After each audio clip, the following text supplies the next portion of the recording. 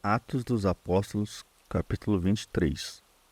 E pondo Paulo os olhos no conselho, disse: Varões e irmãos, até o dia de hoje tenho andado diante de Deus com toda a boa consciência. Mas o sumo sacerdote, Ananias, mandou aos que estavam junto dele que o ferissem na boca. Então Paulo lhe disse: Deus te ferirá, parede branqueada. Tu estás aqui assentado para julgar-me conforme a lei, e contra a lei me mandas ferir?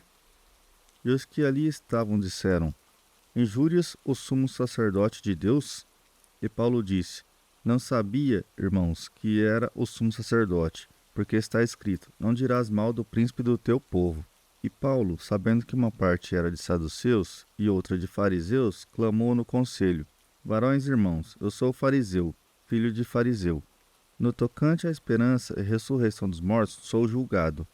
E havendo dito isto, houve dissensão entre os fariseus e saduceus, e a multidão se dividiu. Porque os saduceus dizem que não há ressurreição, nem anjo, nem espírito, mas os fariseus reconhecem uma e outra coisa. E originou-se um grande clamor, e levantando-se os escribas da parte dos fariseus, contendiam, dizendo: Nenhum mal achamos neste homem, e se algum espírito ou anjo lhe falou, não resistamos a Deus. E havendo grande dissensão, o tribuno, temendo que Paulo fosse despedaçado por eles, mandou descer a soldadesca, para que o tirassem do meio deles e o levassem para a fortaleza. E na noite seguinte, apresentando-se-lhe o Senhor, disse: Paulo, tem ânimo, porque como de mim testificaste em Jerusalém, assim importa que testifiques também em Roma. E quando já era dia, alguns dos judeus fizeram uma conspiração e juraram, dizendo que não comeriam nem beberiam enquanto não matassem a Paulo. E eram mais de 40 os que fizeram esta conjuração.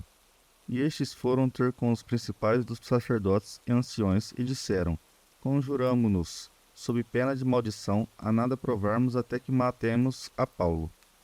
Agora, pois, vós, com o conselho, rogai ao tribuno que vô-lo traga amanhã, como querendo saber mais alguma coisa de seus negócios, e antes que chegue, estaremos prontos para o matar. E o filho da irmã de Paulo, tendo ouvido acerca desta cilada, foi e entrou na fortaleza e o anunciou a Paulo. E Paulo, chamando a si um dos centuriões, disse: Leva este mancebo ao tribuno, porque tem alguma coisa que lhe comunicar. Tomando-o ele, pois, o levou ao tribuno e disse: O preso Paulo, chamando-me a si, me rogou que trouxesse este mancebo, que tem alguma coisa que dizer-te. E o tribuno, tomando-o pela mão e pondo-se à parte, perguntou-lhe em particular: Que tens que me contar? E disse ele: Os judeus se concertaram rogar-te que amanhã leves Paulo ao conselho, como que tendo de inquirir dele mais alguma coisa a certo. Mas tu não os creias, porque mais de 40 homens dentre eles lhe andam armando cilada, os quais se obrigam, sob pena de maldição, a não comerem nem beberem até que o tenham morto, e já estão apercebidos, esperando de ti promessa. Então o tribuno despediu o mancebo, mandando-lhe que a ninguém dissesse que lhe havia contado aquilo. E chamando 2 centuriões, lhes disse: Aprontai para as 3 horas da noite 200 soldados, e 70 de cavalo, e 200 lanceiros para irem até Cesareia. E aparelhai cavalgaduras, para que, pondo nelas a Paulo, o levem salvo ao presidente Félix.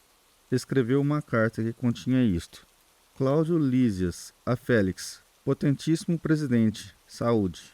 Este homem foi preso pelos judeus, e estando já a ponto de ser morto por eles, sobrevim eu com a soldadesca e o livrei, informado de que era romano. E querendo saber a causa por que o acusavam, o levei ao seu conselho. E achei que o acusavam de algumas questões da sua lei, mas que nenhum crime havia nele digno de morte ou de prisão. E sendo-me notificado que os judeus haviam de armar ciladas a este homem, logo te enviei, mandando também os acusadores que perante ti digam o que tiverem contra ele. Faça bem.